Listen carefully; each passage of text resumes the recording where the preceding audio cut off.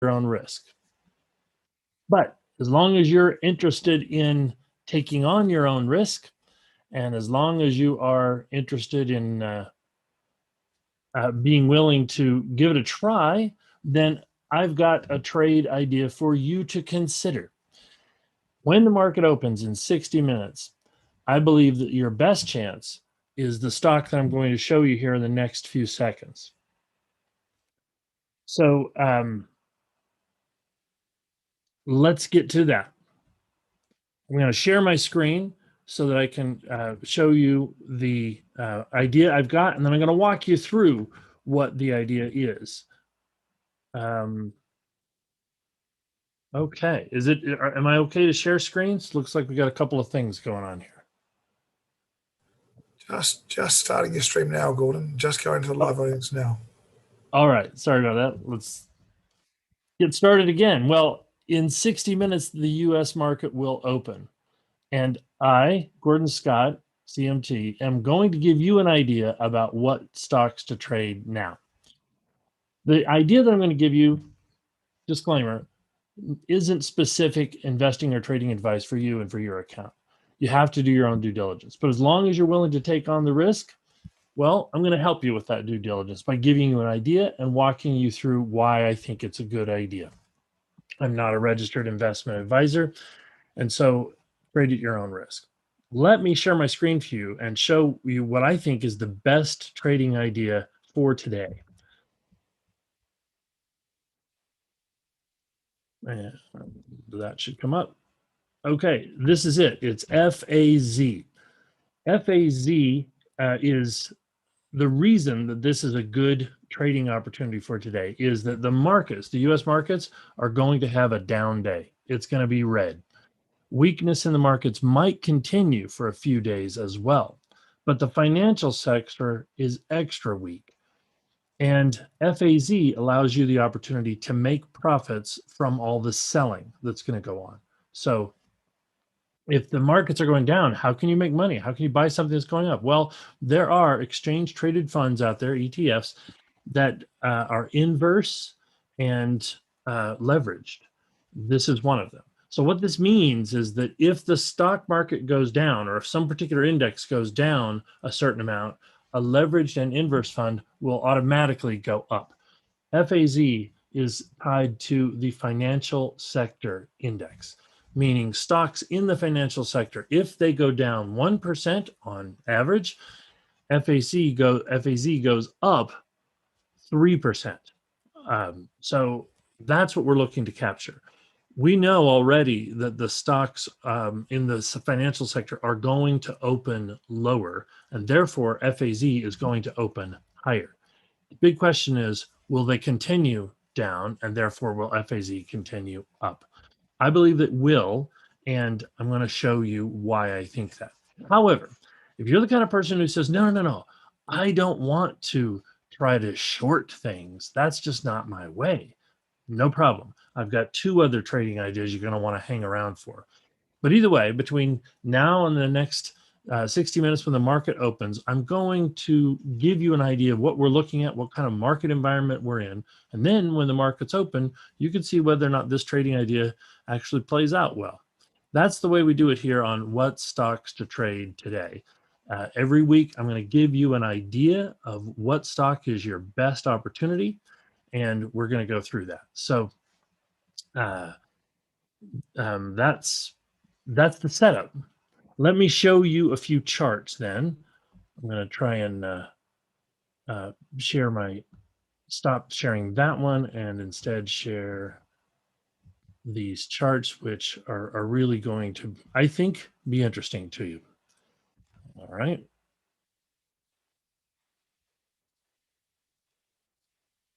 Okay. Hopefully we're looking at a chart of FAZ. Everybody see that? Yeah. So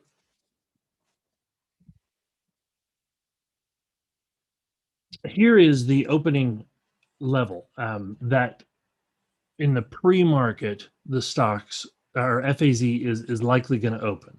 How do I know that? Well, I've also got this Thinkorswim account here up, which actually has the So go with that one. That actually is showing the pre-market trading activity. So I'm not speculating. I'm just showing you this is where it's setting up to be. So the high was 29.94 at this instant that we're talking. We're at 29.70, and you can see it closed back here, and so it's gapping up 29.70 or so, and that's why I've got the marker right there. Okay, so if that is where we're going to open, that's a significant gap up, right? Which means that the markets are about to make a significant gap down. I'm going to go through what the market's doing. I just want to set up the FAZ trade and show you why I think it's a pretty good opportunity and how you could use it to profit. So what you do is you would buy FAZ somewhere here in this area where it's going to open, somewhere between $29.50 and $30 probably it's going to open in there. And then you're going to give it a little room on the downside. $26 would be a good place to put your stop loss. And then my expectation is that the best way to make the trade would be to take profits just as soon as it breaks the new high, or shortly thereafter. Somewhere around 31.50 I think would be a good level. I've got this sitting actually 31.30, so let me just move that up a little if I can. Oh yeah, there we go. So, and I believe that should happen within the next couple of days, maybe even today. You get in here, and if it's a really bad day in the markets, you'll hit that profit. I think that we're going to see 1, 2, 3 days of generally downward, maybe all week. I don't know. It could be really bad, right? It could be the start of a big old downward move. I'm not really expecting that, not yet.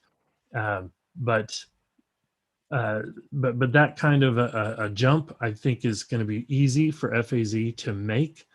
Now, these leveraged ETFs, they're not good instruments to hold for a long period of time. They tend to drift lower even if the market holds, because of the way that they calculate daily changes and so forth. It's kind of a math equation, and the people that set these things up, they get counterparties to take the other side of the trade, and that counterparty takes a tremendous amount of risk under the current circumstances that we're talking about. If the market drops, that counterparty is really going to be paying out. And so in order to make that attractive enough, the Direxion and the people that run the funds make that so that the counterparty just gets a little bit of benefit by this thing drifting lower all the time. And so they pick up nickels daily, and every now and again have to pay out dollars, but a lot less frequently, right? So this is one of those situations where they might be paying out dollars. The question is, do you want to be on the other side capturing that, or do you want to take the risk that it's going to flip around and go back to nickels? If that's all the same trade, great. That's the setup we're talking about here. You buy this and you take a quick profit. Give it a lot of room to do so. That's this whole setup of the trade. Okay. Now that's what I think is probably the best idea that I would recommend for a short-term trader to consider. However, as I say, if you don't feel like that's something you want to do, is buy a leveraged ETF that's going up when everything else is going down, then I've got 2 other ideas for you to consider. But before I get to them, I want to give you an idea of why I think this one is the best of the 3 and what's going on in the markets today. So in the pre-market, let me go ahead and bring up the broker account here so we can see this.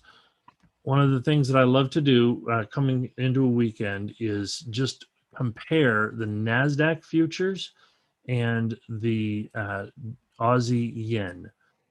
And we can see that since Friday, Friday was a down day for the NASDAQ, and from where it closed right there, we've started drifting down this morning. We're kind of holding sideways, but once we hit Monday in the US, well, then we've started drifting lower.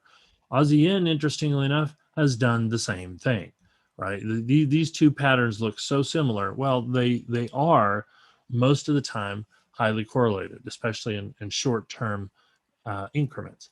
However, there's something very interesting about what's going on with the NASDAQ and the Aussie yen, which I think you should see. Well, have a look at this chart. This is the Aussie yen as a line chart, and the dollar. Let's hide the dollar for just a second, so you can focus on this. Aussie yen is the orange line, and the NASDAQ is the candles. Okay. Since May of last year, coming out of the pandemic, the NASDAQ has, started going up. And there was this brief moment last September leading up to the US election where we had this kind of heavy sideways move. The election takes place, off we go.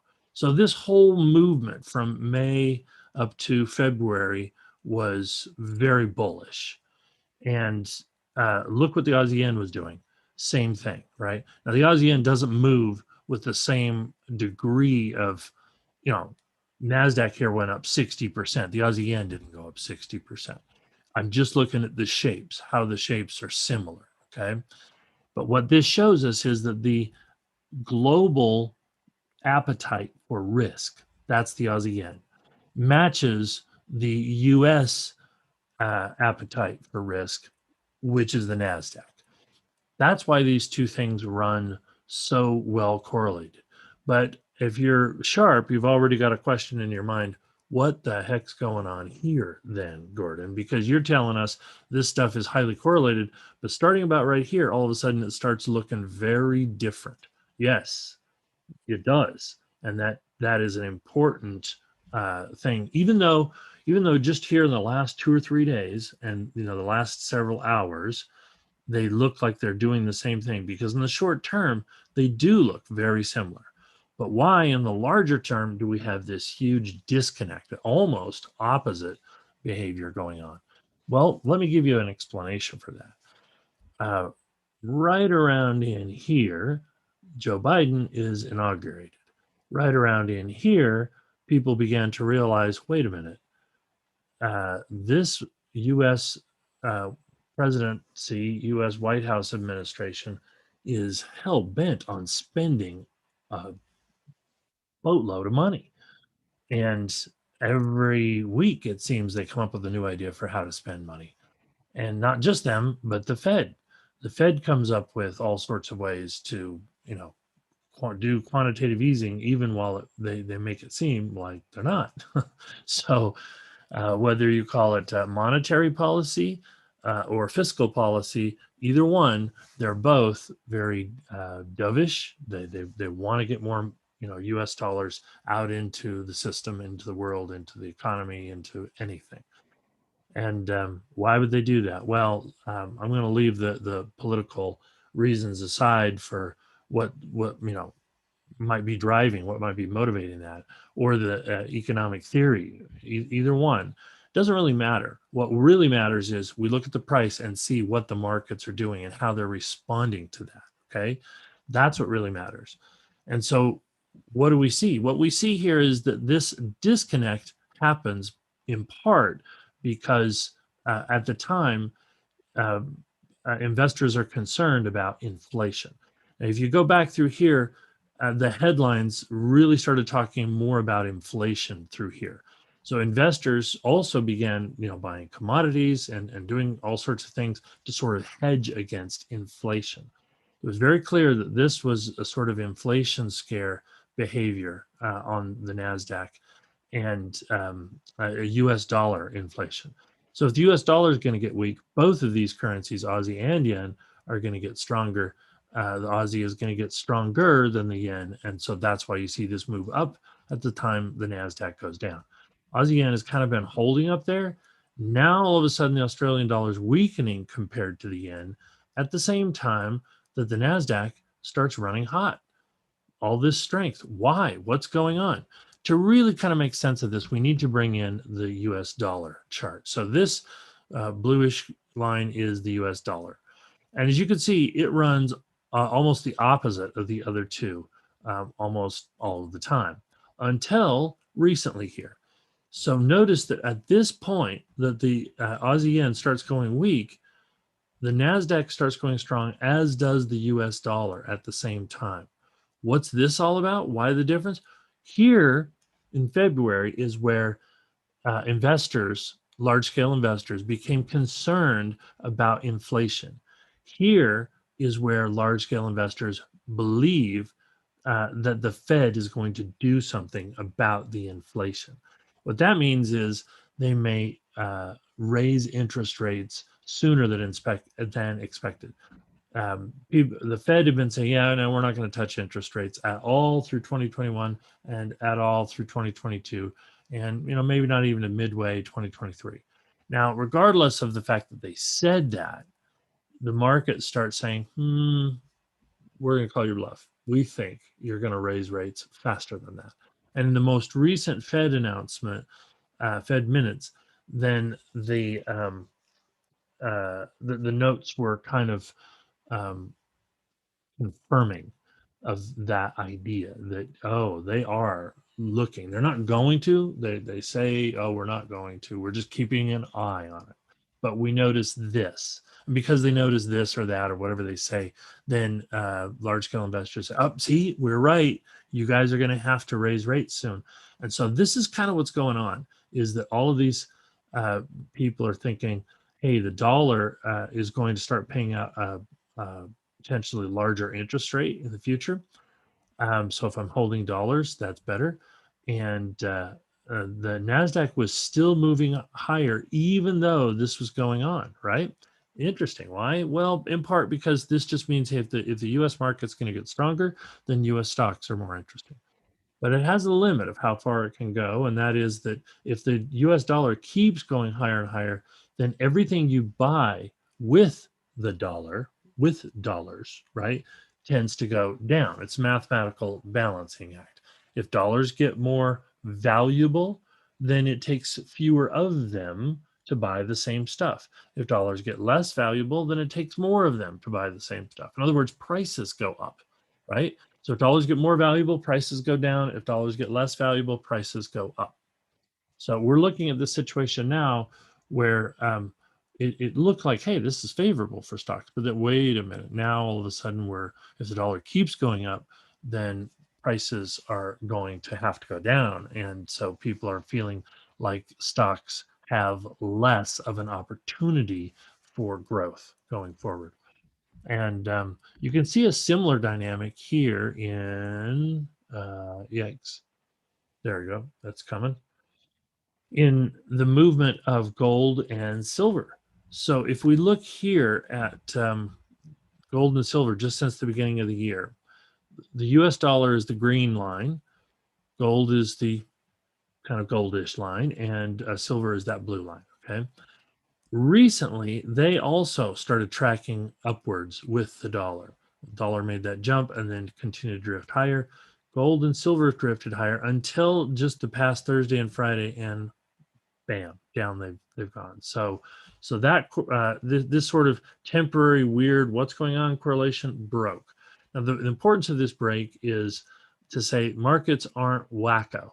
They might be kind of funny, but they're generally healthy, because if this thing goes up, these things should go down. See how this kind of mirrors, right? Green line up, these go down, these go up, green line goes down. So here they were all kind of doing the same thing. So something's got to give. What's it going to be? It's gold and silver flinched. These things are going to head lower as the dollar continues to go higher.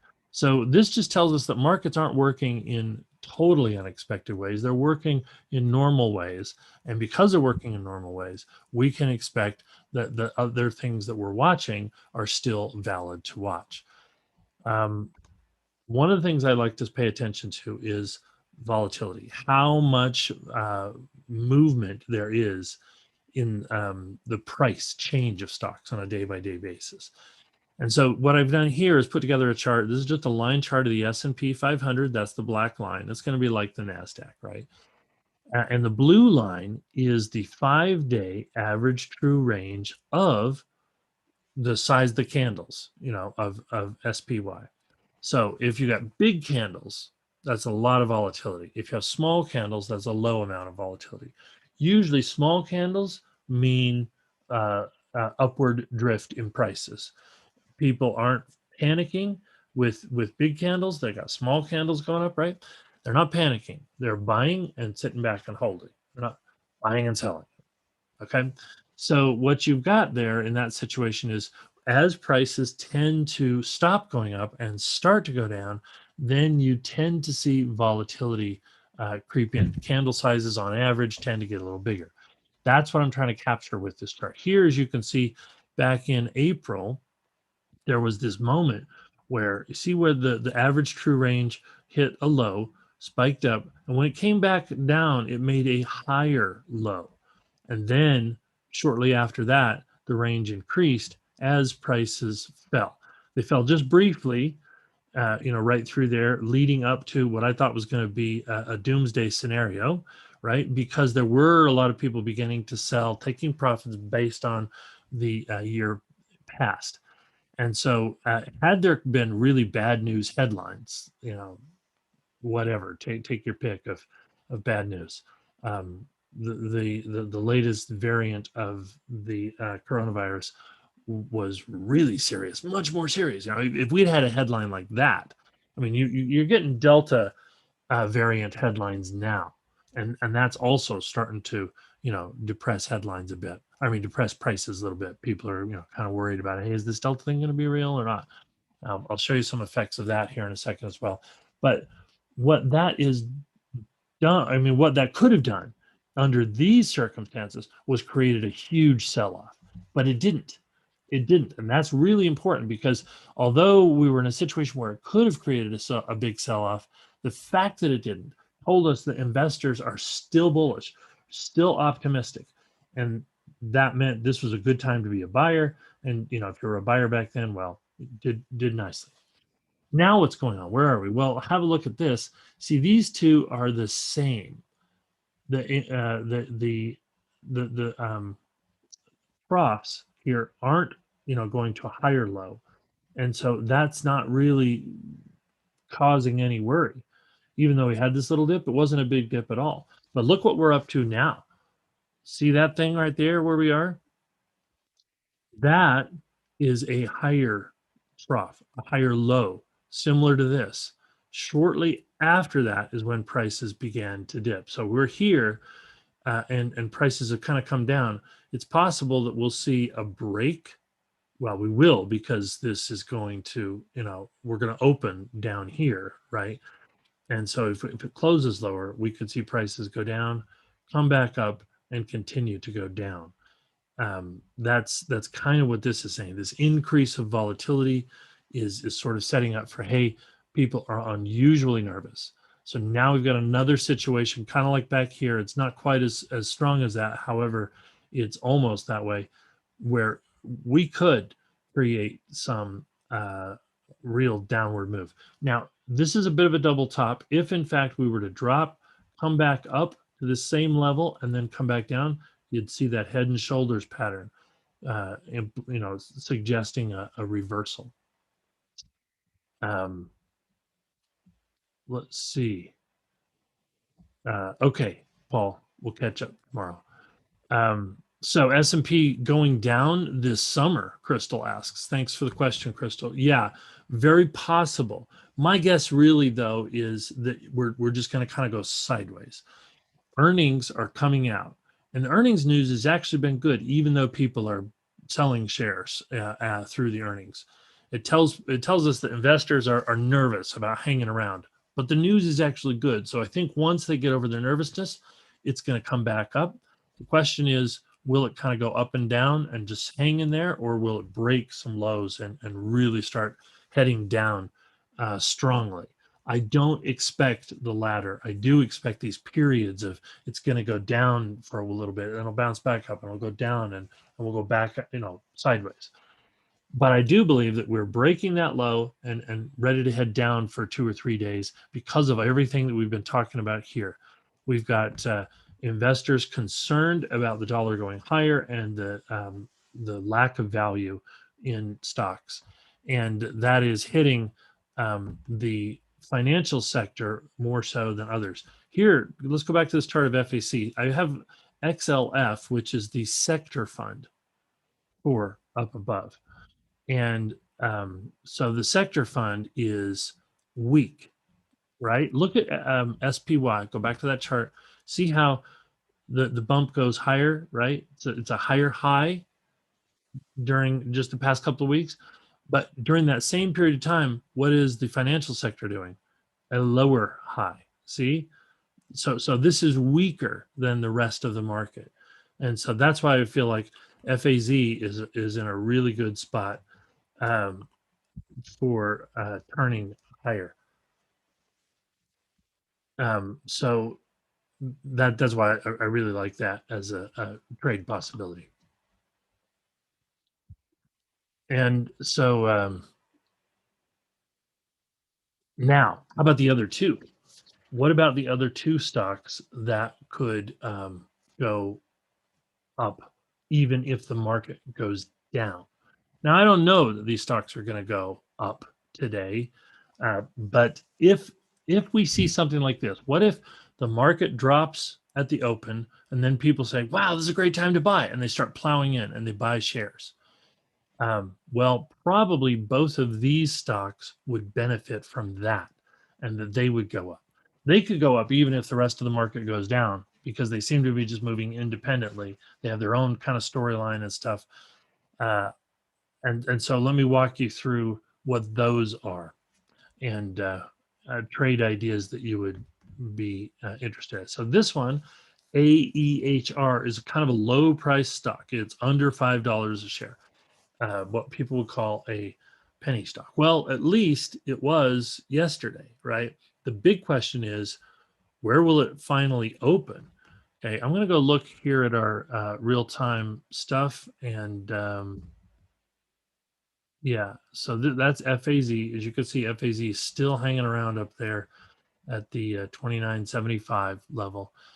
Let's have a look at AEHR. AEHR is sitting at 458 pre-market. All of this right here is in the pre-market. So this thing had a good bit of, it put out its earnings on Thursday, and on Friday it gapped up higher, right? So one of my favorite trades is the gap signal, which is it gaps up and then closes higher. And I love it when we see a break of resistance. This barely broke old resistance. I mean, it broke it, but it came back down. So it's like, that resistance, the selling is still there, but it still managed to close higher than it's ever closed before. So that's a good, strong sign. Now, if you were following my gap strategy, which I've talked about in the past, the strategy is after a day like this, you buy the open of the next day. 58% of the time you get a chance to buy lower than that price. So if you like to bargain shop, then you can be somebody who waits for that to come down. Problem, it might not come down. This is one of those situations.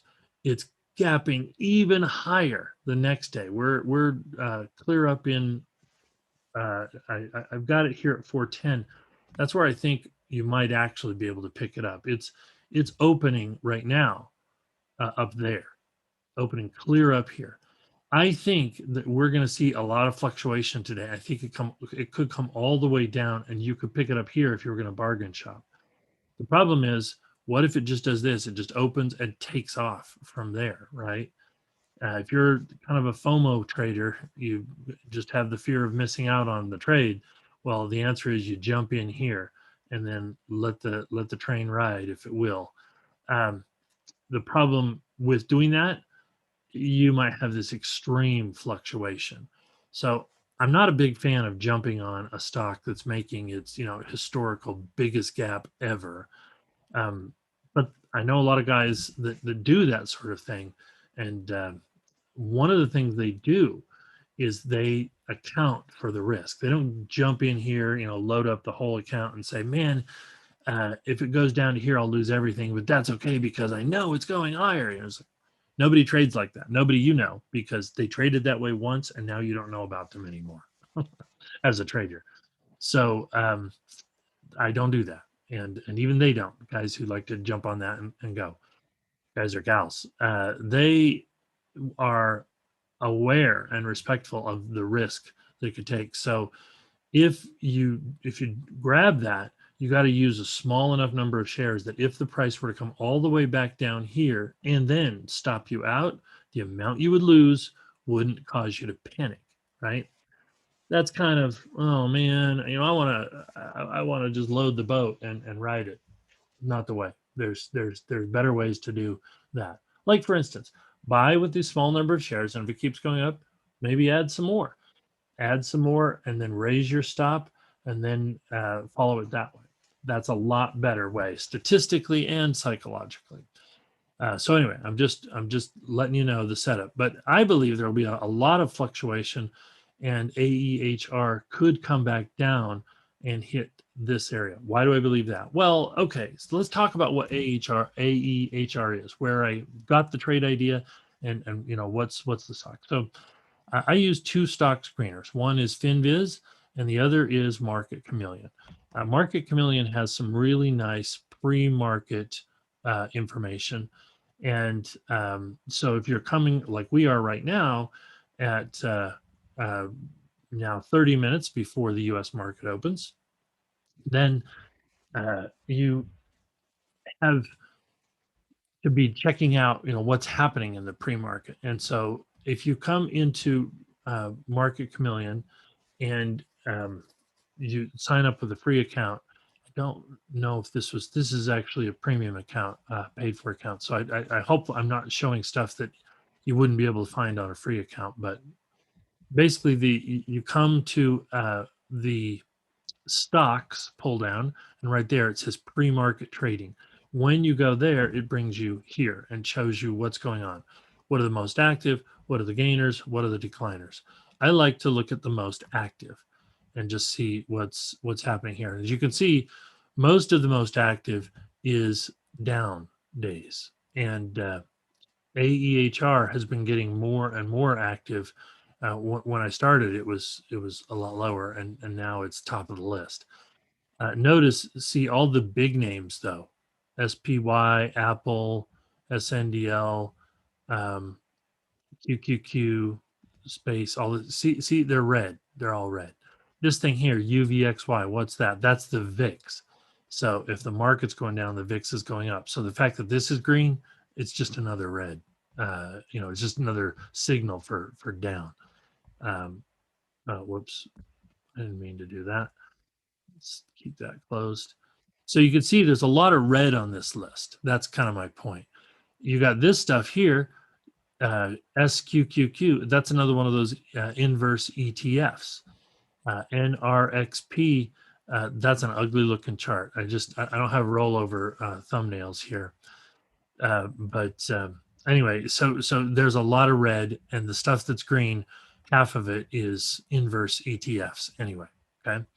But one thing that's on here that is not inverse ETF, that is actually going up because it's going up, is this one I'm telling you about here, AEHR. So what does AEHR do? Well, they are a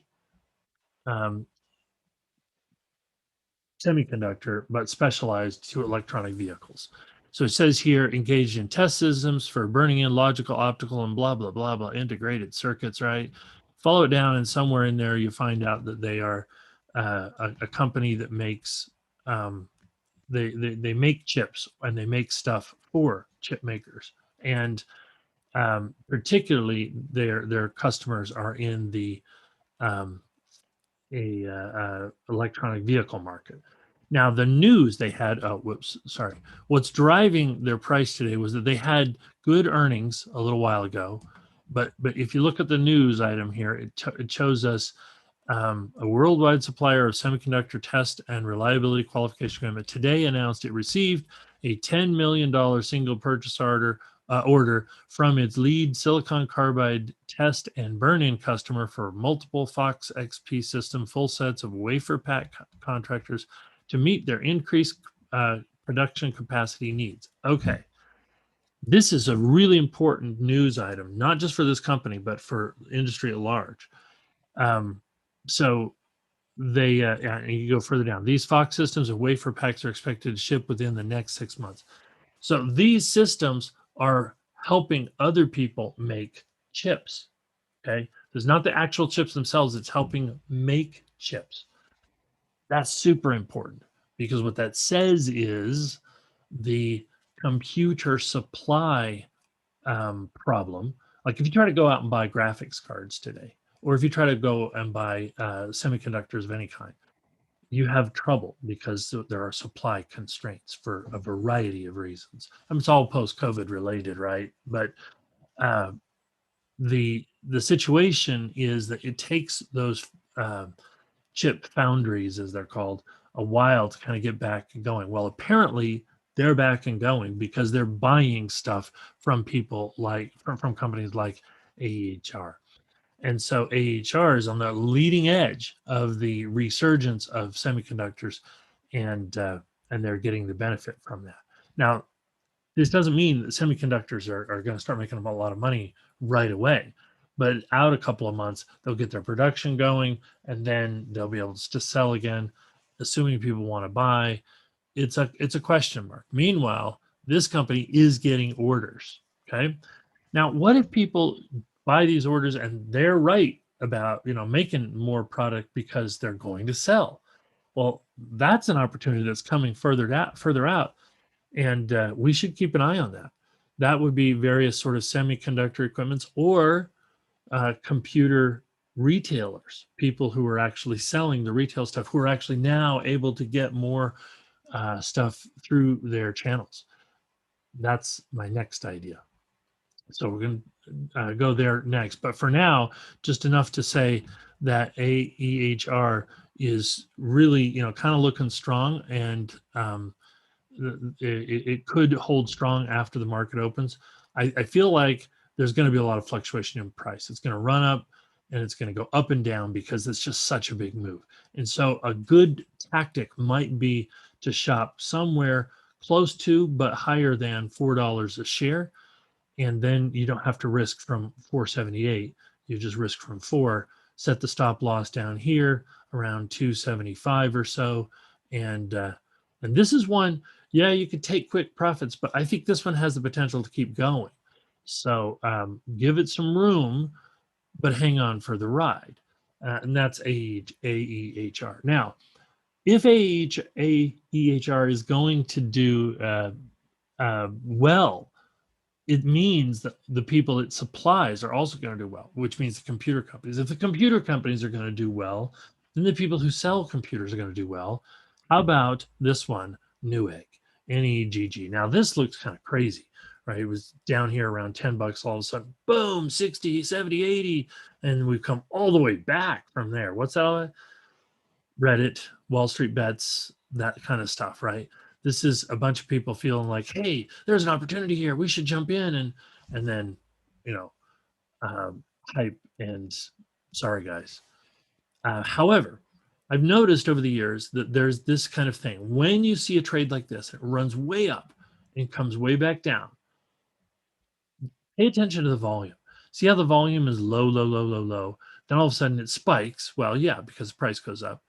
But then, even as it's coming down, that volume isn't going away. On average, we're still trading super high. And now, first green day, volume is back strongly, right? Now, it's a real good chance that this thing is not going to go just boom and make a brand new high. But it could be instead that it's going to fluctuate but trend higher slowly from here. Even if you look at the sort of Fibonacci retracement, you go up. Well, let me actually just draw it. Get Fibonacci drawing tool up here. Is that the one? Yes, fib retracement.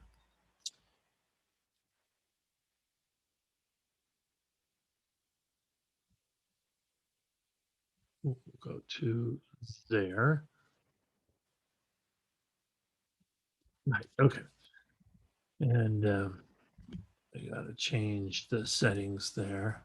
Now, I am actually not a big fan of using Fibonacci's for predictive purposes. I don't. some people are like, wow, this will tell you exactly where it's going to bounce. No, I mean, maybe it will, maybe it won't. What I like to do is say, if it does hit a Fibonacci number, then I'm going to pay attention. Then I'm going to say, oh, if it hits a Fibonacci number and stops on a Fibonacci number, then I know that somebody is paying crazy close attention to the Fibonacci's, which means traders, not investors, right? And so look at this. Up we go, and just wow. Talk about, a Fibonacci number touch. There it is. Hits this, comes back up. So this is exactly what I'm talking about. Wall Street bets and traders, and it comes running up. And where do people decide they want to buy? At the Fibonacci number. Okay, then that means people are rolling the dice, taking a chance here. However, for the reasons we're describing here, the possibility of new technology coming in over the next few months, even if it doesn't, even if it comes down and kind of makes a low, there's a good chance this thing could hang on. It's a longer, slower play, but it could be a good play. I know for myself, I've had need of buying new computer equipment, and I've looked at Newegg several times. I haven't actually bought lately because not because I didn't want it or I didn't like Newegg, because they didn't have it. They didn't have what I was looking for, and they didn't have it because supply constraints. You just can't get this stuff, right? So if these chip making companies are going to start moving product through in such a way that Newegg is going to have stuff in the future, and investors can kind of see that that's happening, then they're going to step in, and that could create a new upward trend.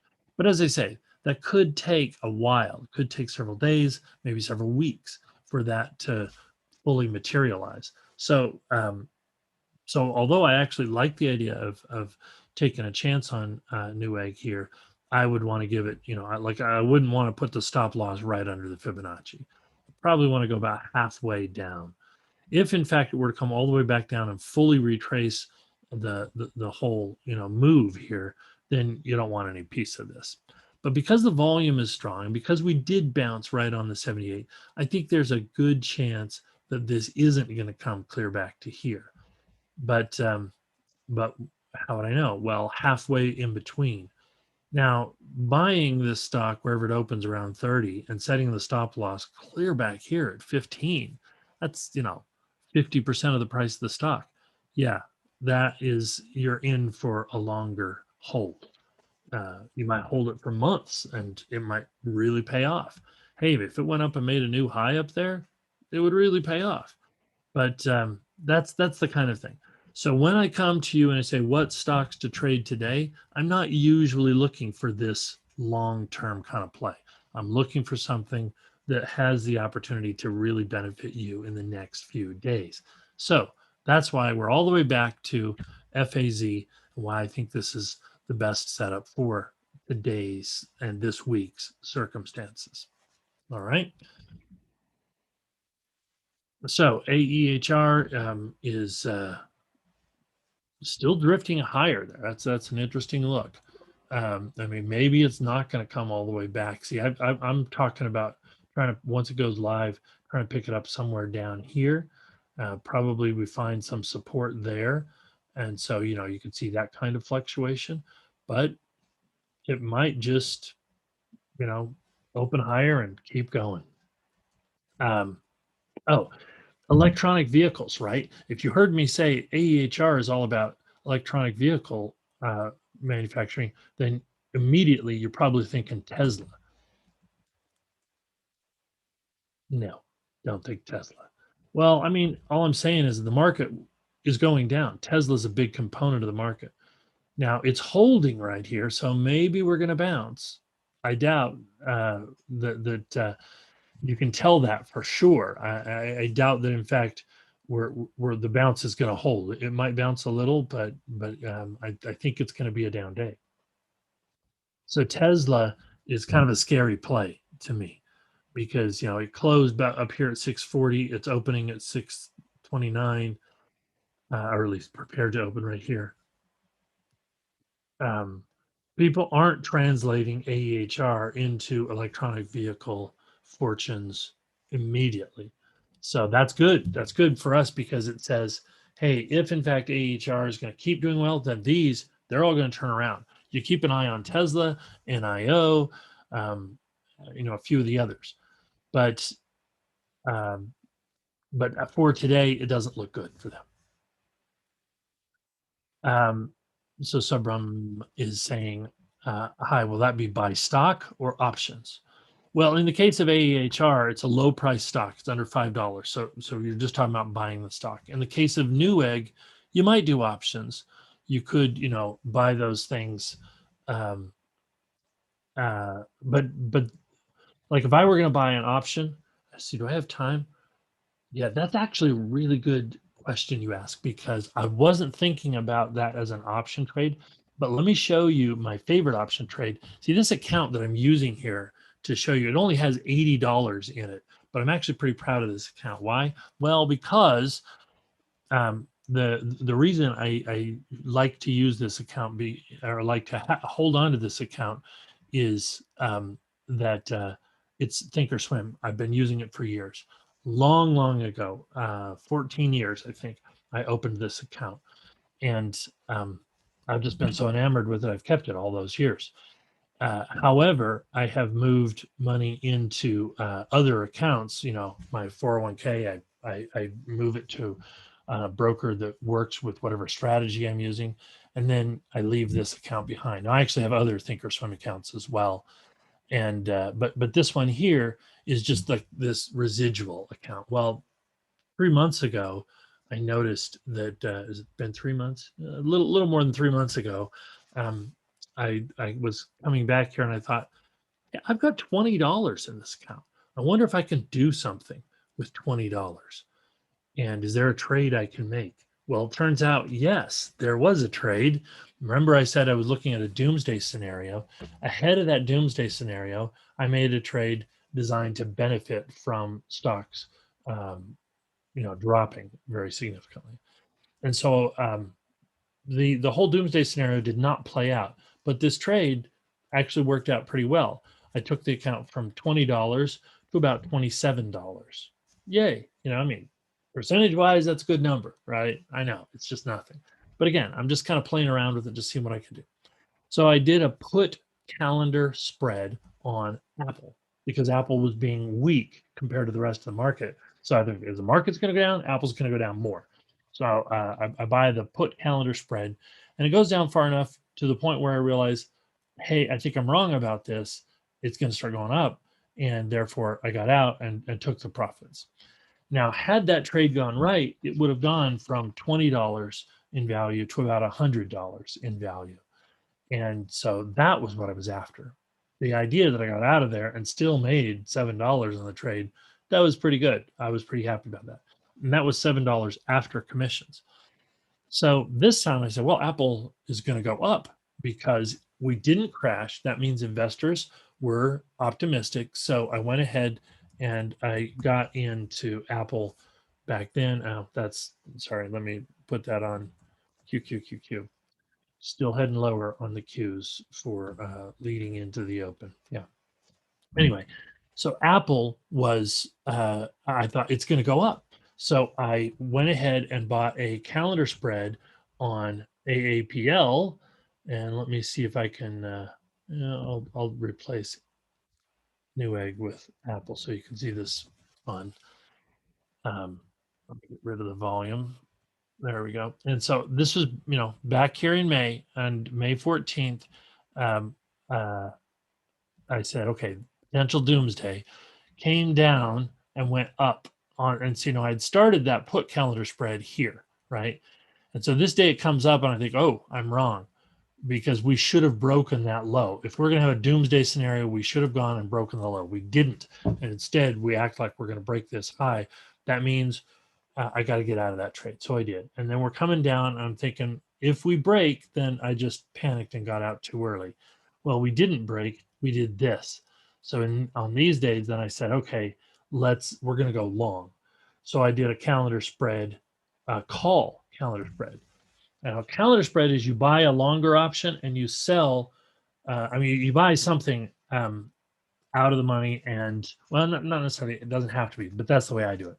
I bought an out of the money stock or about out of the money option with about 3 or 4 months of time on it. It goes all the way until after earnings here in August. So I bought that. I bought it way out of the money, $160, way up there, right? So that's a super cheap option.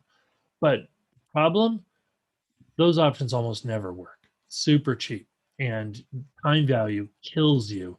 And so you lose it all, right? So what I do instead is I sell another option to make it even cheaper. And the other option allows me to collect the time value. I sell the same strike, 160, but it expires in July. And so I bought the August 160s and sold the July 160s. That made the whole thing super cheap. In fact, it was less than 27 cents, 25 cents or so. That allowed me to buy a whole calendar spread in a $25 account. And then I got even luckier than I thought I would. Just straight up move like that, right? 2 days ago, I saw that this thing jumped and started doing that. And I said, I got to take my profits. This is an incredible move plus a gap. It's just time to take profits. Do I think Apple is going to continue going up? Yeah, I do. I think it's going to come down. I don't know if it'll come all the way down. Depends on what the market does. I think it's going to kind of go back and forth here. Earnings are going to happen. Some sort of fluctuation drama is going to happen. But then after the earnings, I think Apple will trend higher. And I think that will actually push the market higher as well. Will it continue on this huge kind of trend? I don't know. I think it's probably just going to go sideways until we get out of the summer, and then it might start going higher. But quick question here from the chat. Let's have a look at it. Subset asks, how can I get to your option course? They haven't started marketing yet, and I think they've they're keep an eye out for it. I think it's coming in September. So yeah, I mean, I'm telling you how to make these trades, or how I made these trades, and it's making you think, show me how I can take a $20 account to $80. Because of course, if you have a $200 account, that could have been $800, right? I know. Look, I got really, really lucky on this last one, but that's kind of the point. If I have a small trade that I can put 20 bucks in and I don't get lucky, what do I care? Put in 20 more bucks and try again. If I get lucky and it pays out 4-1, I can absorb 2 or 3 losses and still be making money if I do that. If I can win half the time, I mean, I tried 2 trades and I won them both. Super lucky, right? I'm not even making any bones about that. I'm not going to try to pretend, oh, I can call 8-ball corner pocket every time. No. But I am telling you that these trades have real potential. And so if you're continually making these trades, and if you're patient, and if you're limiting your risk, they can pay off extremely well. And I think right now is not the very best time to be doing them because we're looking at going sideways, right? Unless you can find a stock that is going to trend over time. Ergo, back to NEGG, right? Wouldn't that be interesting to try to do a trade on NEGG if in fact it had a good options chain? I don't know that it does. Usually the options chain you're looking for is something that has weekly options. Now, as I'm looking here at Newegg, I see it doesn't even have weeklies. Or does it? Oh no, yeah. So that just flipped, but that's because I accidentally clicked on something and the NASDAQ futures came up. I'm not sure why. Being a little too spastic with my mouse pointer, I think. All right, back here to Newegg. So let's have a look.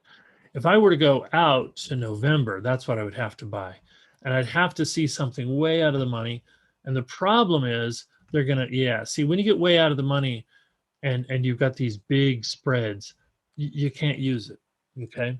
So the question, stocks or options? Stocks. In the case of Newegg, stocks. Because the options aren't working.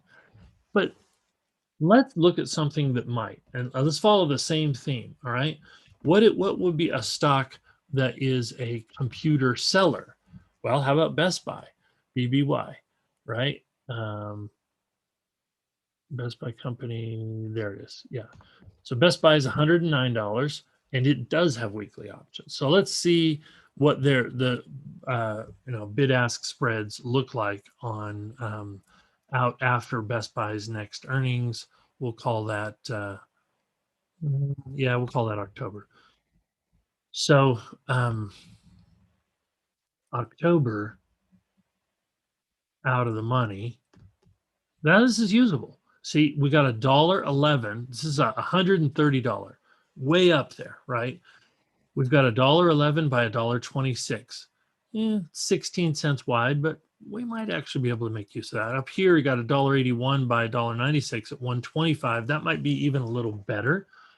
And so what we would do is we would buy one of those and then we would sell one of these, one of the Septembers at the same strike price. So I'm just going to do this just to kind of show you how the numbers would work. We're talking about 111 by 116, and you could sell $71 or 71 against 116. So quick math in my head, that's what, 35 cents, or is it 45 cents? So this would basically take 35 or $45 to create that spread. That's not 20, but it's still small. For one contract, you'd have, $40. And most of the time value is taken care of. In other words, if you're going to lose value because you're holding on to it and the time value is going to wear away, then that's going to, because you're selling an option, selling a call option, you're going to gain the benefit of that. And so that's going to take care of that. That allows you to not lose a lot of money to time value, very, very little. Now, if in fact you were to do this one here, the $1.25, you could pick up a $1.26 and be selling what did we say? I think it was $1.95 or something. So that's 70 cents. So for $70, you could control 100 shares of stock with a 125. Now 125 is way up there for Best Buy, right? And that's the thing, you don't need it to get to 125. You just need to sort of make it trend in that direction for a while. And if it does, then that spread gets more and more valuable. 70 becomes 100, becomes 120, whatever. And then you take the profits. Okay, so that's just a quick look at how you do that. That's not my trade idea today. Back to my trade idea today, FAZ, right? FAZ, it's going to be a down day in the markets. Weakness might continue. So what are we looking at here?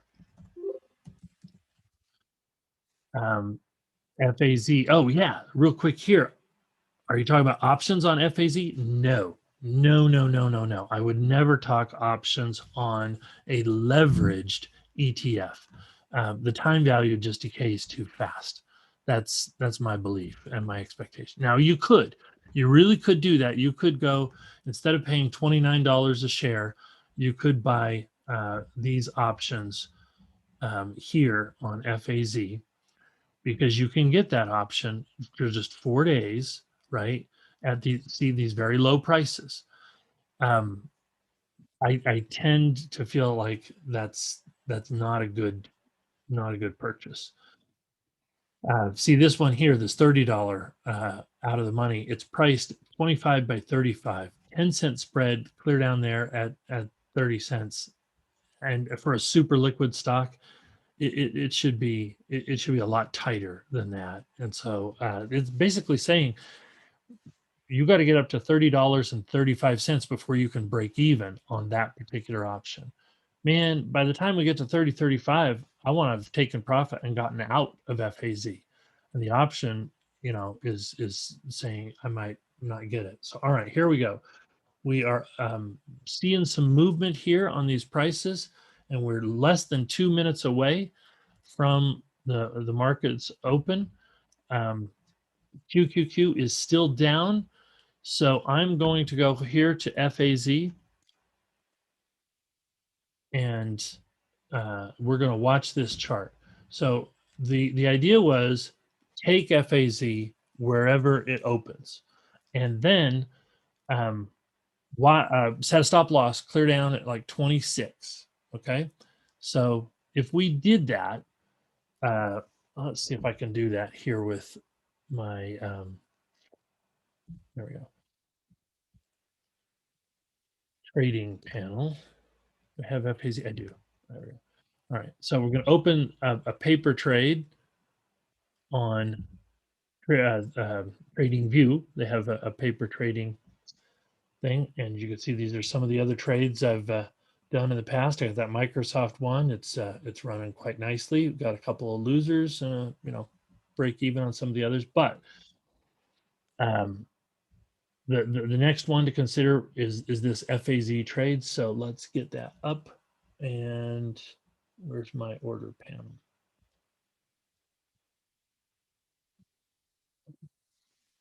Looks like it's down low there. There's order panel. Okay. Okay, so what we're going to do is look to buy at the market, and we'll just put on a 100 share position.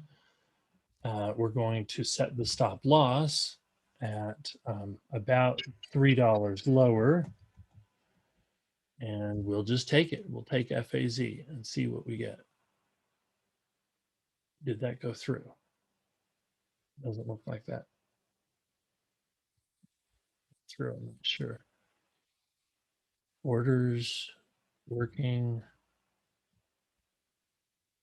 Yeah, I think I messed that up somehow. All right, so let's just have a look really quick. If you were able to buy FAZ at the open, how's that going to work for you? Well, the answer is you could have got it at 29.60 or so. Even still, looks like you can do that. And 29.60 is not running away. I mean, here's this huge volume came in and the price didn't move a lot on FAZ. So that's interesting. Okay, now it's starting to tick up. It's going to be ticking up because the markets are likely ticking lower at the open. So here is, oh, those are linked. I see. That's interesting. Let me just quickly go over there to QQQQ or QQQ. Okay, yeah, what are the Qs doing? Looks like we got buyers who want to sort of jump in here, but a lot of fluctuation. It's not a settled. Oh, that might settle it. We might want to see people going up. So don't know if it's going to hold, and don't know if FAZ is going to be all that great of an idea. On the other hand, AEHR. Let's see what it's looking like.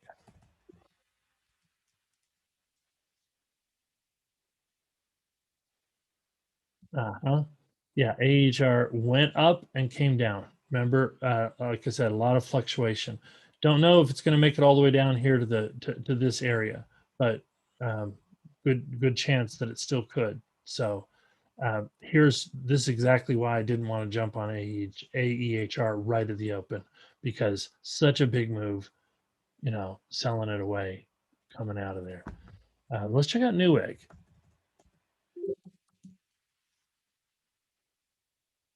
NEGG. It looks like it had its little fling, but buyers are still considering. Back to QQQ. QQQ is back to heading down. FAZ then is probably on the way up. Oh no, it's not yet anyway. All right, so FAZ jumped up, fell down really hard, and wait a second. No, it's all the same candle. We haven't gotten out of the first 5 minutes. So it's down, it bounced, but it's still heading down. So FAZ, if FAZ keeps going down, then you would expect to see markets turn around and head higher, because this is the financial sector, which is weak. So if the financial sector is going to go up, then the rest of the market would follow it.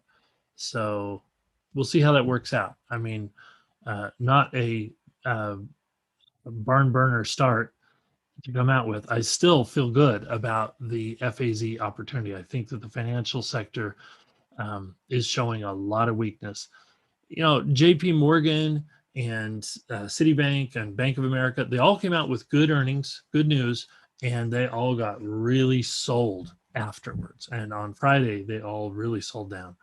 So I feel like they're just investors are very skeptical of the whole banking sector right now. So I still feel like FAZ is an interesting trade. Short term, like I said, this isn't threatening our stop loss at all, right? But if as I didn't get a chance to get in with the paper trade, let me see here. Do I have an FAZ position? Sorry, I got to move my stuff around there. Oh, I do. I do have that position. Okay, great. So right there, 29.66, the position's on, and I've got a take profit at $30.67 higher. I should probably change that so that it goes to 31.50. Yeah, I'm going to modify that. Risk 2 to make 1. That's the setup I'm more interested in. There we go. All right. So we'll let that ride. And we'll come back next week and see how it fares. But right there is, that was our plan. Looking to get out there or there, whichever comes first. All right, everybody. Hopefully that was useful for you and educational. And until we do this again next week, take care and try